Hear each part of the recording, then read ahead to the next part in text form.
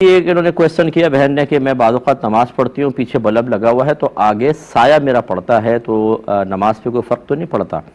इससे कोई फ़र्क नहीं पड़ता। हत्ता कि अगर आपके सामने आईना लगा हो तो उसमें तो बाकायदा पूरा आपका अक्स नज़र आएगा, नमाज उसके सामने भी हो जाएगी। अगरचे आप मना करते हैं कि इसमें थोड़ी सी कराहत है कि आपकी तवज्जो बांटेगा, वो लाजिम बात है, हो सकता है अपने आप को आप देखने लगें।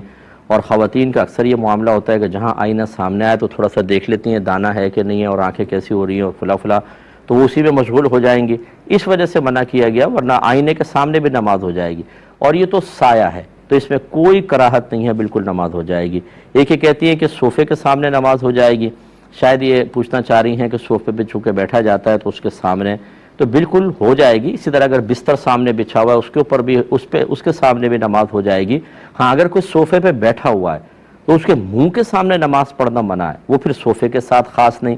अगर वो बेड पे बैठा हो, चेयर डाल के बैठा हो, दीवार के ऊपर बैठा है और आप सामने खड़े होकर नमाज पढ़ें और उसका रुख आपकी तरफ है, तो ये मकरूह तहरीमी है, क्योंकि रियाकारी से बचना बड़ा मुश्किल है और तवज्जो के बटना इसको आप रोक ही नहीं सकती हैं, तो फिर वो मना होगा। लेकिन खाली सोफ़ा है तो बिला कराहत आपकी नमाज जायज़ है। ये कहते